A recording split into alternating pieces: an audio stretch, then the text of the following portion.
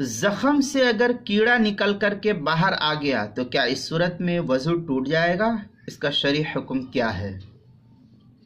اگر زخم سے کیڑا اس طرح باہر نکل آئے کہ اس پر نجاست یعنی خون، پیپ وغیرہ جو مواد ہوتے ہیں اس کا اثر نہ ہو تو محض کیڑا نکلنے سے وضو نہیں ٹوٹے گا، یہ فقہاء کرام نے نقل کیا ہے۔ بس اوقات ہوتا ہے کہ انسان کا زخم سڑ جاتا ہے، اس میں کیڑے پڑ جاتے ہیں۔ اللہ جو ہے ایسے موذی تکلیف سے ہم سب مسلمانوں کی حفاظت فرمائے۔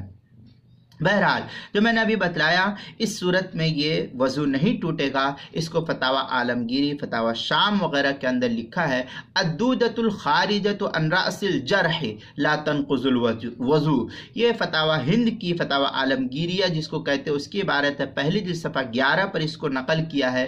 در مختار جو بیروت کا چھپا ہوا نسخہ ہے اس کی پہلی جلد 237 صفحے پر، اسی طریقے سے زکریا بک ڈپو دیوبند کا جو ہندی نسخہ ہے فتاوی شام کا، اس کی پہلی جلد 264 صفحے پر اس مسئلے کی تفصیلی وضاحت نقل کی گئی ہے۔